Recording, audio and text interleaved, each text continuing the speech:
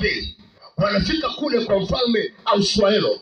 Hamani anawaona Israeli, anakumbuka kwamba kwa mkono wa Sauli na Samueli watu wangu, baba zangu waliuawa. Naye akamwambia mfalme, ikikupendeza wauawe Wayahudi wote katika majimbo yote ya mfalme Ahasuero. Mfalme akamwambia Hamani, na upende kama ulivyosema. Maandiko anasema akagonga pete, muhuri katika pete ya mfalme. Maana yake oda ya kuuawa Wayahudi iko tayari. Hamani alipoona amepata ile kibali ya kuwaua Israeli, Biblia inazungumza, alikwenda nyumbani kwake, akawaita rafiki zake, akasema, hebu nitengenezeni mti wa mikono 50 ambao nitamunyonga Mordekai. Nitamnyonga Mordekai. Mordekai akiwa kama kuhani. Lakini Biblia inazungumza, Esther alipopata hiyo habari, aliwaambia njia pekee ya kutushindia na kufika tunakotakiwa kufika ni maombi. Mwambie mwenzako ni maombi. Hiyo ndiyo pekee, ndio njia pekee, ndio njia rahisi. Esther akawaambia, nami nitafunga nanyi kwa muda wa siku 3. Nitakwenda kinyume na utaratibu kwa mfalme. Biblia inasema akafunga, wakafunga. Na sheria za Wamedi ilikuwa ni marufuku malkia kukanyaga kwenye baraza la waziri la mfalme. Lakini kwa sababu ya maombi yakabadilisha utaratibu. Kwa unapoingia mbele za Mungu, unapoingia kuomba, anza kuamini ya kwamba kile ambacho hakiwezekani kwa njia ya maombi kinawezekana. Yale ambayo yameshindikana kwa njia ya maombi yanawezekana. Yale ambayo kwa macho ya kibinadamu hayawezekani, hata kwa misimu haiwezekani, ila kwa njia ya maombi. Yesu anasema nitaingia kwa mfalme kinyume na utaratibu. Yesu akaingia kwa mfalme kinyume na utaratibu. Kwa nini? Kilichompa nguvu ni maombi. Bwana Yesu asifiwe. Kwa sio swala la kupita kwenye magumu unaanza kulia. Sukuma maombi mbele za Bwana. Hana akiwa anahitaji mtoto, Eli anamwambia umelewa kwa mvinyo mpya. Anamwambia mimi sijalewa kwa mvinyo mpya, bali roho yangu inaimimina mbele za Bwana. Kwa kama Mungu ametupa neema leo, siku ya Jumanne ya maombi, lazima tuimimine roho zetu mbele za Bwana. Lazima tuisogeze mbele za Bwana. Lazima tujiachilie mbele za nani? Mbele za Bwana. Amen. Lakini jambo la pili ambalo ni kitu ambacho Roho Mtakatifu amenisemesha sana ni kushauri, kinapatikana kwenye kitabu cha Habakuki ile sura ya 2. Kitabu cha Habakuki ile sura ya 2. Nataka tusome hapa hapo tuingie kwenye kwa kitabu cha Habakuki. Kitabu cha nabii Habakuki.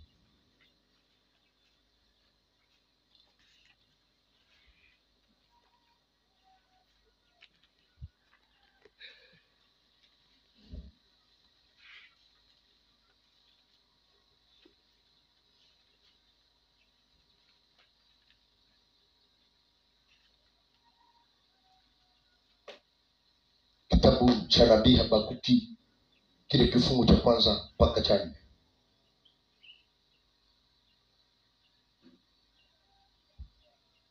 Nasema mimi nitasimama katika zamu yangu, nitajiweka juu ya mnara, nitaangalia ili nione atakaloniambia na jinsi atakavyonijibu katika habari ya kulalamika kwangu.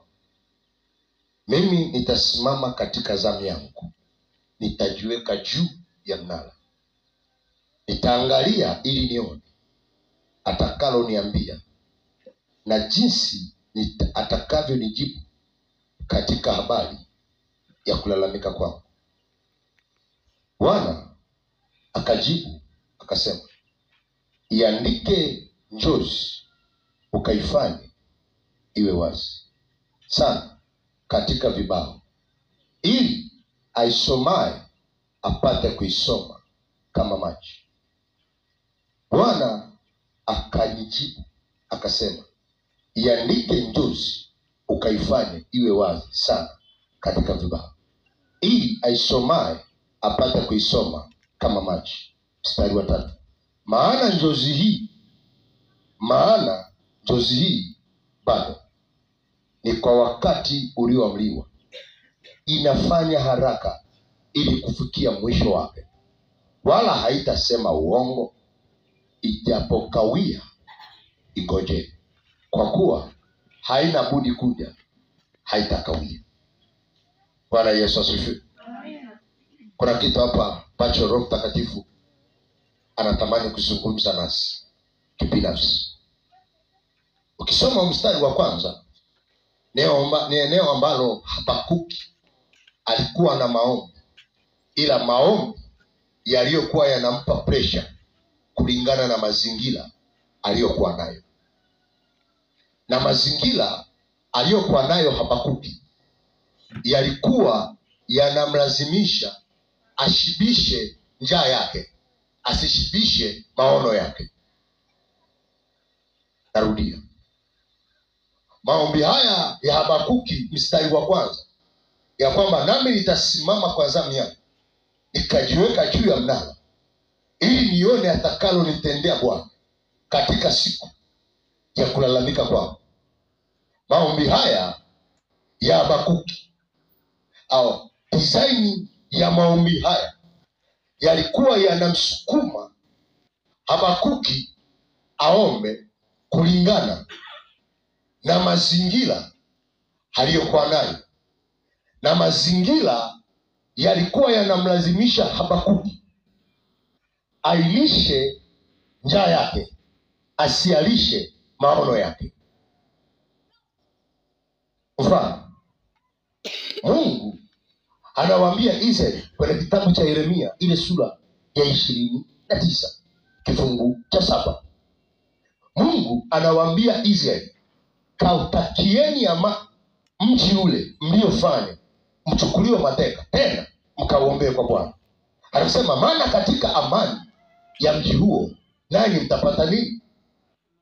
Kwa nini Mungu anawaambia wakauombee amani mji ambao wao wanatumika kama watumwa? Tafsiri ya kwamba Mungu anawatoa wasiombe maombi kulingana na mazingira walionayo, ila waombe maombi kulingana na mpango wa Mungu kwenye maisha yao. Mazingira yanaweza kukutoa nje na kusudi la Mungu. Kwa nini? Ukajikuta unalisha njaa yako, ukajikuta unalisha uhitaji wako, ukasahau kulisha future yako, ukasahau kuilisha kesho yako. Wakati Habakuki anaomba ya maombi, mstari wa 2, Mungu anamwambia Habakuki, iandike njozi hii uifanye ikawe wazi, kwa maana atakayeisoma ataisoma kama nini? Kama maji. Ila elewa ya kwamba njozi ulionayo haiendani na mazingira ulionayo. Njozi hii inafanya haraka, haitasema uongo, ila ijapo kawia, fanyeje? Ingoje. Kitu pekee ambacho Wakristo wengi hamjakielewa, maombi yetu mengi hayalishi maono tulionayo, yanalisha njaa tulizonazo. Narudia, maombi ya Wakristo wengi hatulishi kusudi ambalo Mungu ametuwekea tuwe nalo, tunalisha njaa tulionayo. Na ndio maana kila itwapo leo tuna maombi ya malalamiko. Kwa nini? Kama jana uliniponya kwenye kansa, kwa nini leo nimerogwa tumbo? Kesho kwa nini hivi? Maanake mazingira yanakuchagulia aina ya maombi, yanakulisha njaa ulionayo,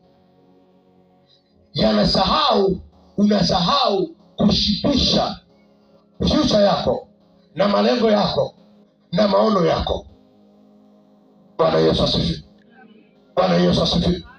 Si nasungumza na mtu hapa? Kwa nini? Maombi ndio kitu pekee ambacho kinachoweza kukusogeza mbele za Mungu, kinachoweza kukupa kibali kuzungumza na Mungu. Mungu anawaambia Israeli, mazingira yasiwe kikwazo cha nini kuomba vibaya, cha nini kuisha roho zetu. Waraka wa Yakobo sura ya 4 anazungumza, nani muombapo hampati kwa sababu mwaomba vibaya. Mnavitaka kwa ajili ya tamaa zenu zinazofanya vita ndani ya miji yenu. Unahitaji kupokea nini? Mungu unahitaji nifanikishe kwa vipi? Mafanikio ya leo, njaa ya leo isifunge future yako. Yawezekana Mungu amekupa mzigo wa kuombea taifa, wewe unakazana na kuomba Mungu nipe mtoto, maana njaa ya mtoto inakuondoa kwenye future yako. Mungu anamwambia Bakuki, achana na hizo. Maombi anayoomba Bakuki na majibu anayojibu Bakuki ni mambo mawili tofauti. Wengi wa Kristo tumekuwa na yale maombi kwa sababu unapita kwenye mazingira magumu, maana unaona huo ugumu ndio kusogeza mbele za Mungu zaidi. Kumbe kuna jambo la msingi la kusogeza mbele za Mungu kuliko ugumu ulionao. Maana kama Mungu atakujibu shida ulionayo leo na watoto wako kesho wakaharibika, Rebeka anasema kuishi kunanifaidia nini? Kwa wengi tumekuwa na maombi ya kushibisha njaa tulizonazo, ila hatushibishi maono tulionayo. Na hakunaga mtu aliyoshibisha njaa. Na ndio maana ulikunywa chai asubuhi, mchana ukahitaji kula. Tunaona sawa sawa. Na usiku tena utahitaji kufanyaje? Maana kama usipoweza kuishibisha future yako, usipoweza kuishibisha kesho yako kwa sababu ya chakula cha leo, wewe na uhakika utapoteza kusudi lako kwa sababu ya njaa yako. Mungu anamwambia Bakuki, ndozi hiyo wewe iandike, ifanye iwe wazi. Maana mazingira yasiwe kigezo. Paulo anasemaje? Yawezekana Paulo angeomba maombi ya kushibisha njaa yake kwa sababu njaa ilikuwa kubwa. Biblia inasema kwamba Paulo anapigwa viboko, lakini anasema nafurahia mateso yangu, nijapoharibika mwili huu nitapata mwingine wapi? Ila anasema ninakaza mwendo. Sikiliza, vita ulionayo isikuondoe kwenye kusudi. Njaa ulionayo, mateso ulionayo, maumivu ulionayo yasikuondoe kwenye kusudi. Paulo anasema kuishi kwetu sisi ni Kristo na kufa kwetu ni nini? Anasema bali nakaza mwendo ili niipokee taji, ili niipokee neema, ili upokee uweza, ili upokee baraka. Kwa ni kusi mwana wa Mungu, tunapoingia kwenye maombi ya kusogeza watoto mbele za Bwana, usiombe kwa sababu ya kuilisha njaa yako. Anza kulisha maono yako ya kesho. Mungu anawaambia Israeli, swala la kulilia huo mji hapana. Ila Mungu anawaambia hata kama wanawatesa, utakieni amani. Maana katika amani ya mji huo nani mtapata nini? Anasema maana najua mawazo ya waziayo mimi ni mawazo ya amani wala sio mabaya, kuwapa tumaini tena wakati wenu wa mwisho. Na ndio maana kwa sababu ya njaa mnalisha njaa. Wakristo hamnaga baraka endelevu. Ni rahisi kusoma Biblia kwamba tunatoka utukufu kwenda nini? Utukufu. Ila muunganiko wa utukufu kwenda utukufu unakuwa hamna. Kwa sababu kila mmoja anaomba kwa sababu biashara imegoma. Anataka aombe biashara yake mpaka isimame. Kwa sababu anaona vitu, kwa sababu anaona familia yake magonjwa yamesimama, anataka aombe magonjwa. Kwa sababu anaona ya kwamba familia yake vurugu zimepanda, anataka kuombea hiyo. Kumbe unaweza ukalisha njaa yako, ukatafuta chakula kwa ajili ya njaa, ambao kesho njaa haiwezi ukaishibisha. Biblia inasema kama vile macho hayatoki kuona, ndivyo njaa yako haichoki kula. Hauwezi ukaishibisha njaa. Na ndio maana Yesu anasema sihitaji walio na njaa, nahitaji walio na kiu, ambao hao tukiwapa maji ya uzima hawataona kiu tena. Kwa Mungu anahitaji mtu mwenye kiu ya maombi kwa habari ya kusudi la kesho, kwa habari ya mpango wa kesho, kwa habari ya neema ya kesho, kwa habari ya ukusudi la Mungu la kesho. Tuache kulisha njaa zetu. Na ndio maana miaka inayokuja mbele kuna watu watalia. Kwa nini? Alitumia muda mwingi kutafuta miujiza, hakutumia muda mwingi kumtafuta Bwana.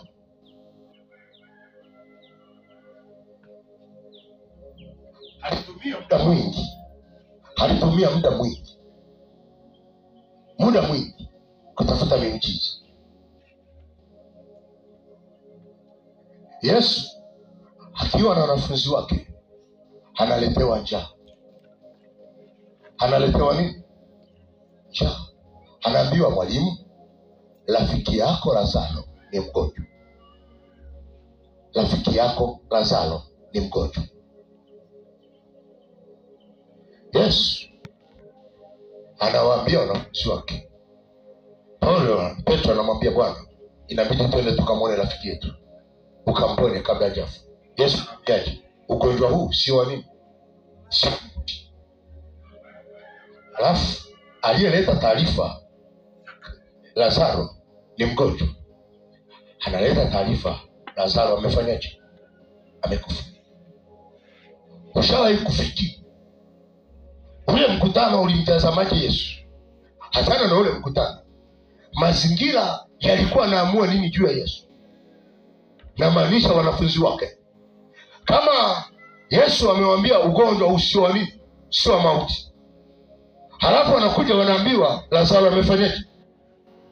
Amekufa. Unaweza ukaacha kusudi kwa ajili ya njaa ulionayo,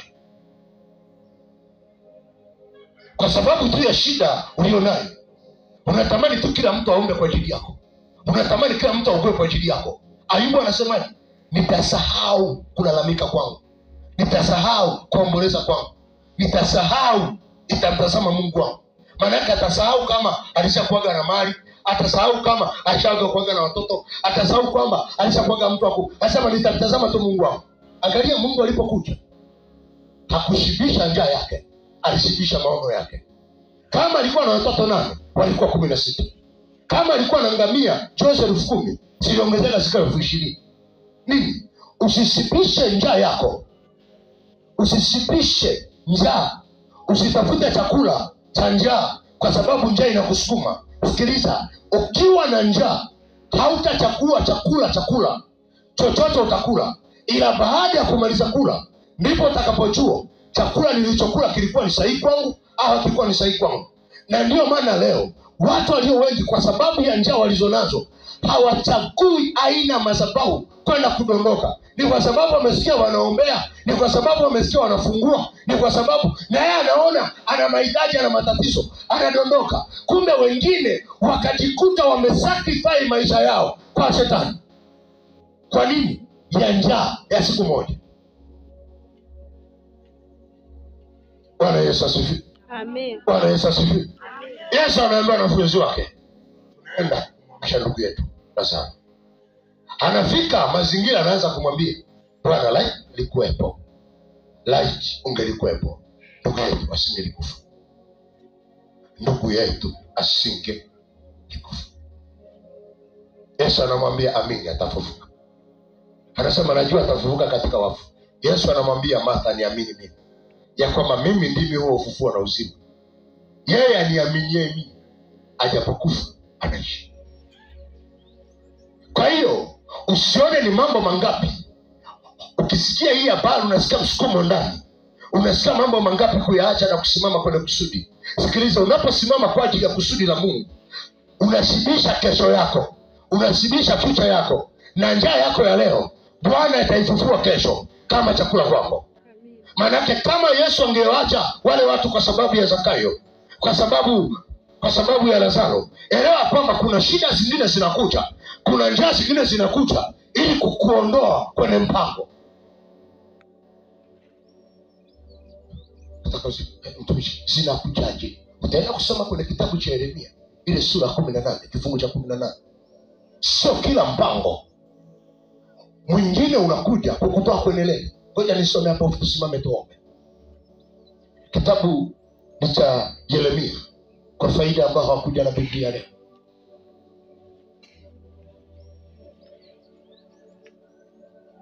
Kitabu cha Yeremia ile sura 18 kifungu cha 18. Biblia inazungumza hivi.